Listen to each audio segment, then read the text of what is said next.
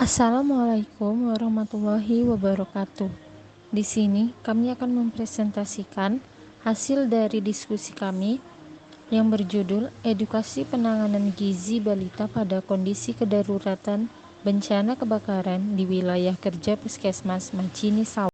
Kami dari kelompok 7 yang beranggotakan Ade Siti Aprila, Hermaulida Lubis, Nabila Lutfia, dan juga Nadila Simatupang. Bencana merupakan kejadian baik yang bersifat alam ataupun non-alam tanpa bisa diprediksi terlebih dahulu.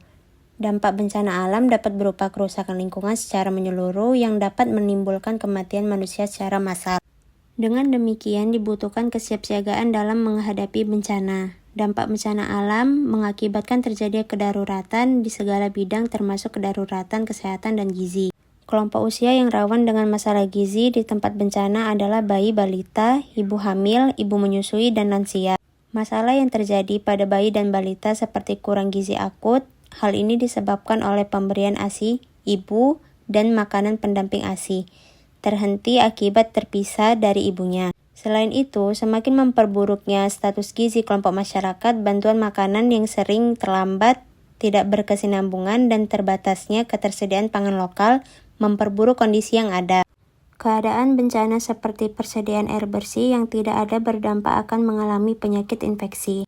Hasil penelitian menunjukkan bahwa riwayat pemberian makan bayi dan anak seperti tidak ASI eksklusif dan penyakit infeksi berhubungan dengan kejadian gizi kurang pada anak. Kegiatan dalam penanganan gizi pada kedaruratan meliputi pelayanan gizi, penyuluhan gizi, tenaga khusus atau sumber daya manusia di bidang gizi, dan penyediaan makanan. Pemenuhan gizi untuk kelompok usia bayi dan balita harus bertahap, sesuai dengan tahapan usia. Adapun praktek pemberian makanan yang tidak tepat akan mengakibatkan malnutrisi, yang dimana jenis malnutrisi terbanyak pada balita di Indonesia adalah perawakan pendek dan sangat pendek. Praktek pemberian makanan bayi yang sangat dipengaruhi oleh budaya dari masyarakat terdampak bencana sehingga diperlukan rekomendasi penerapan praktek pemberian makan yang benar-benar sesuai dengan situasi setempat. Analisis data awal diperoleh dari Puskesmas Macini Sawah adalah jumlah balita sebanyak 178 orang. Edukasi mengenai panduan pemberian makan bagi bayi dan balita dalam situasi darurat perlu dilakukan pada ibu-ibu yang memiliki anak usia bayi dan balita. Hal ini bertujuan agar pemenuhan kebutuhan gizi bayi balita terpenuhi terhindar dari masalah gizi bencana. Metode dalam jurnal ini dilakukan melalui serangkaian kegiatan pengabdian di Puskesmas Macini Sawah, Kota Makassar pada 22 November 2021. Tim terdiri dari dosen dan mahasiswa prodi D3 Keperawatan.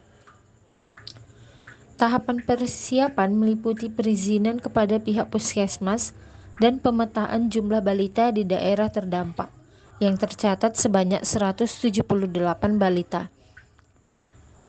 Pelaksanaan program fokus pada edukasi pemberian makanan bayi dan anak kepada ibu-ibu dengan penekanan pada pengolahan makanan yang bergizi dan aman.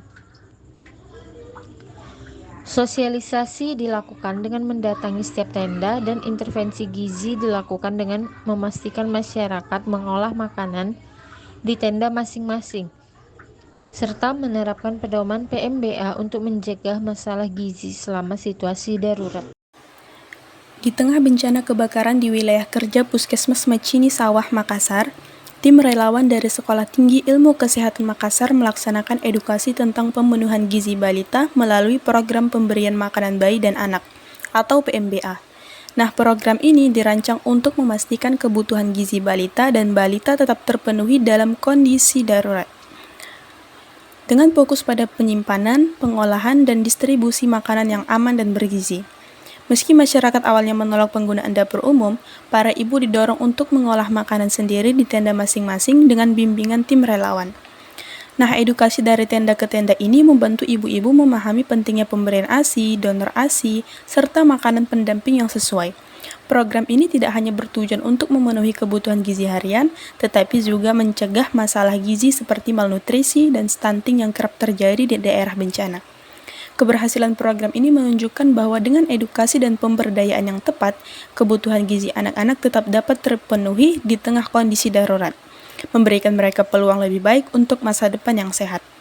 Beberapa modifikasi penanganan gizi balita yang dapat dilakukan berdasarkan jurnal yang kami dapatkan. Yang pertama itu adalah pemberian makanan bayi dan anak atau PMBA, di mana kegiatan ini wajib diterapkan untuk memenuhi kebutuhan gizi bayi dan balita dengan memberikan ASI eksklusif bagi bayi di bawah 6 bulan dan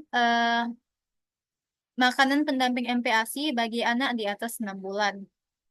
MPASI harus sesuai dengan usia anak, dimulai dari bubur susu dimulai dari usia 6 sampai 9 bulan, hingga makanan keluarga lembek untuk usia 12 sampai 24 bulan. Konseling ASI dan donor ASI dianjurkan untuk ibu yang terpisah dari anaknya atau tidak bisa menyusui, dengan opsi susu formula jika diperlukan. Selanjutnya yaitu selama fase kedaruratan, prioritas diberikan pada penyediaan bahan makanan yang aman, higienis, dan bergizi untuk si bayi dan balita. Pengolahan makanan harus memperhatikan kandungan gizi dan teksturnya, serta distribusi makanan harus dilakukan di tenda-tenda khusus warga yang memiliki balita. Lalu, edukasi juga dilakukan dengan cara dari tenda ke tenda di lokasi bencana untuk memastikan ibu-ibu memahami cara memberikan makanan yang benar sesuai dengan rekomendasi PMBA. Hal ini penting agar masalah gizi baru tidak timbul akibat kondisi bencana. Selanjutnya yaitu pedoman pemberian makanan selama bencana tetap sama dengan situasi normal. Hanya perlu penyesuaian dalam pengolahan dan distribusi.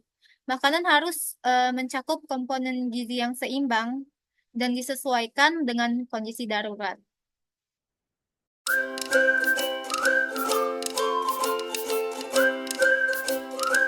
Sekian hasil presentasi dari kami. Terima kasih. Wassalamualaikum warahmatullahi wabarakatuh.